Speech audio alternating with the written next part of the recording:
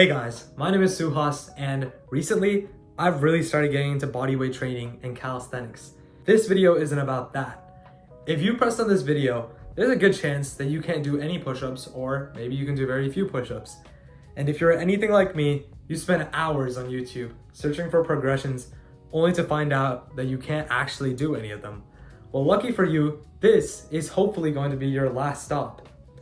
Now, without any further ado, let me show you the step-by-step process that I took to go from 0 to 20 push-ups and how you can do it too.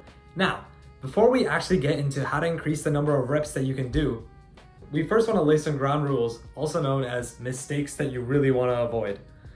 I'm adding this to the beginning of the video as I know many of you guys will not watch to the end of the video, and if there's one thing that you should take away from this video, it's going to be this.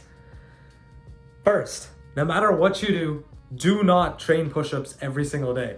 I know it sounds kind of counterintuitive, but just trust me, you'll make progress much faster by training every other day. Training every day will only hurt your progress and make recovery slower. If you also work out with weights, make sure you do your push-ups before weight training, because after weight training, there's no way you're gonna have enough energy to do push-ups. While it's true that doing push-ups before your weights might make your lifts go lower, it's a sacrifice that you're gonna have to make if you want to increase your push-ups rather than your weights. Finally, don't stress about technique at the start if it means that you're not gonna work out as much. Consistency is over anything when it comes to calisthenics. Consistency matters a lot more than how good your push-up form is. Now, technique. Now, I know I literally just said not to stress about technique, but keep in mind, if you're able to hold a consistent workout schedule, having good technique at the start makes your progressions much easier and makes a world of the difference in a final product. Now, for perfect technique, get down on the ground with your back straight and your palms on the ground. Make sure there are no unnatural dips in the back of your body. What I strongly recommend for this portion of the video is to film yourself. Since you can't assess your own form yet, having a camera makes a world of a difference in improving your form. Make sure you can hold a plank for at least 20 seconds to make sure you have enough core strength, and that is not a limiting factor in how many push-ups you can do. Now, more about technique later. Let's get into some actual progressions. Now, contrary to popular belief and what you see on YouTube, I'm not going to be recommending anybody to be doing knee push-ups. Yeah, I know this doesn't sound right because everything that you look at online says to do knee push-ups and then normal push-ups, but while knee push-ups do work out and strengthen the same muscles that you need for push-ups, it's simply just too hard to progress from knee push-ups to regular push-ups. And this is a problem that I specifically struggled with at the start about a year ago when I first started doing push-ups. Instead of doing knee push-ups, we're going to be focusing on push-ups on elevated surfaces. Using this method is much easier to bridge the gap between not push-up and push-up, as you're using the same technique on every one of your push-ups, just making it easier. Start with the wall and then slowly work your way down.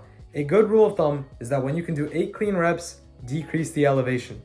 Don't do second grader push-ups.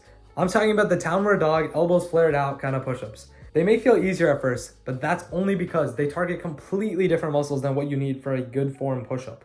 And the push-ups that I just described can even cause risk of injury.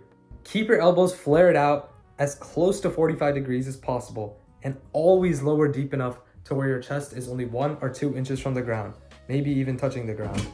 To answer one of the most popular questions that's probably going to arise from this video, how often should you work out? Now, my answer is that it varies from person to person, but a good rule of thumb is to work as much as you can, excluding every day. So I personally think the best approach to this is to work every other day. Something that you don't think is possible. I think it's just best to work out as much as you can, as like I stated before, consistency is above anything when it comes to calisthenics. Now, for how many sets you should do per workout, I don't recommend doing more than 4 sets. I recommend is to never train to failure and always stop 1 to 2 reps till failure. Leaving a couple of reps in the tank before failure makes such a big difference in how you recover and how many more reps you can do in each session. One of the biggest takeaways is to not count sets in terms of days, but count it in terms of weeks. Measure your progress in terms of weeks and not in terms of days. Measuring your progress in days will hide the true progress that you're really making, and measuring your progress in weeks will show how much progress you really make from session to session. Now, if you watched till here, thank you so much for watching, and I'd really appreciate if you subscribed or liked the video or both. Thank you so much, and I'll hope to see you next time.